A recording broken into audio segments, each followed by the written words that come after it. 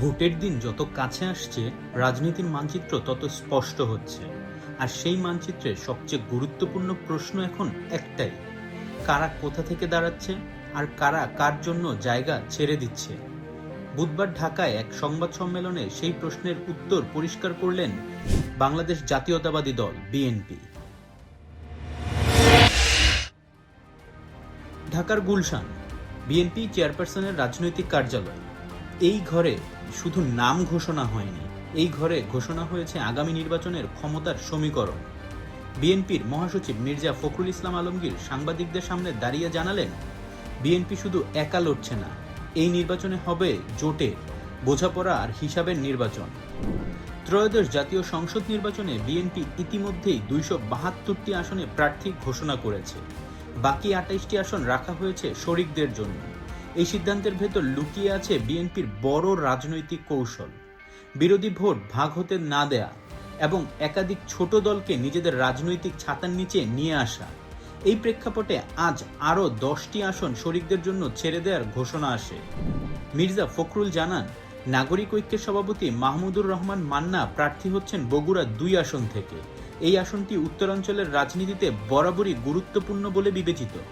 ঢাকা শহরের রাজনীতিতে বড় উপস্থিতি নিয়ে সাইফুল হক প্রতিদ্বন্দ্বিতা করবেন ঢাকা 12 আসনে, যেখানে নগর ভোটাররাও মধ্যবিত্ত শ্রেণীর প্রভাব স্পষ্ট।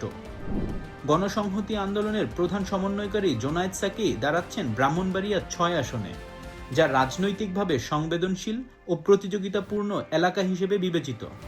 গণ অধিকার পরিষদের সভাপতি নুরুল হক নির্বাচন করবেন পটুয়াখালী 3 আসন থেকে, যেখানে দক্ষিণাঞ্চলের রাজনীতি নতুন মোড় নিতে পারে। ন্যাশনাল পিপলস পার্টির চেয়ারম্যান ফরিদুজ্জামান ফরহাদ নড়াইল 2 আসনে বিএনপির প্রতীক ধানের শীষে লড়বেন, কারণ তার দল এখনো নিবন্ধিত নয়। এই সংবাদ সম্মেলনেই আরেকটি গুরুত্বপূর্ণ রাজনৈতিক দৃশ্য দেখা যায়। লিবারেল ডেমোক্রেটিক পার্টির মহাসচিব রেদওয়ান আহমেদ আনুষ্ঠানিকভাবে বিএনপিতে যোগ দেন এবং ঘোষণা করা হয় তিনি কুমিল্লা 7 আসনে বিএনপির প্রার্থী হচ্ছেন। এই যোগদান শুধু ব্যক্তিগত সিদ্ধান্ত নয়, এটি বিএনপির জন্য একটি প্রতীকী বার্তা। পুরনো শরিকরা আবার মূল স্রোতে ফিরছে। জাতীয়তাবাদী গণতান্ত্রিক আন্দোলনের চেয়ারম্যান ববি হাজ্জাজ বিএনপিতে যোগ দিয়ে ঢাকা 13 আসনে প্রার্থী হবেন বলে জানানো হয়। ঢাকা শহরের রাজনীতিতে এই আসনটি বরাবরই কৌশলগত গুরুত্বপূর্ণ ভূমিকা পালন করে এবং এখানে ববি হাজ্জাজের প্রার্থিতা বিএনপির নগর ভিত্তিক ভোট আরও সংহত করতে পারে। পিরোজপুর 1 আসন ছেড়ে দেওয়া হয়েছে জাতীয় পার্টির চেয়ারম্যান মোস্তফা জামাল হায়দারকে। যশোর 5 আসন গেছে জমিয়তে উলামায়ে ইসলামের মুফতি রশিদ আহমেদের কাছে। ঝিনাইদহ 4 আসনে প্রার্থী হচ্ছেন গণ অধিকার পরিষদের সাধারণ সম্পাদক মোহাম্মদ রাশেদ খান।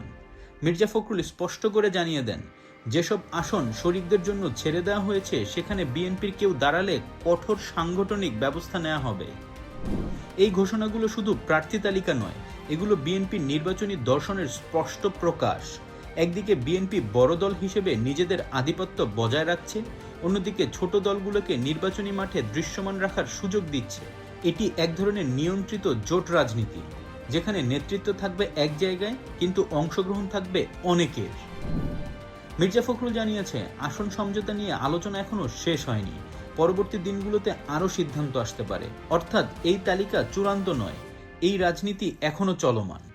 এই ঘোষণার মাধ্যমে বিএনপি একটাই বার্তা দিয়েছে, তারা শুধু নির্বাচন করতে চায় না, তারা সরকার গঠনের প্রস্তুতিতে আছে। কোন আসনে কে দাঁড়াচ্ছে তার চেয়েও বড় প্রশ্ন, এই জোট কতটা ঐক্যবদ্ধ থাকতে পারে ভোটের দিন পর্যন্ত। 12ই ফেব্রুয়ারি সেই প্রশ্নের উত্তর দেবে। আপনি কি ভাবছেন? নিচে কমেন্ট করে জানাবেন। ধন্যবাদ।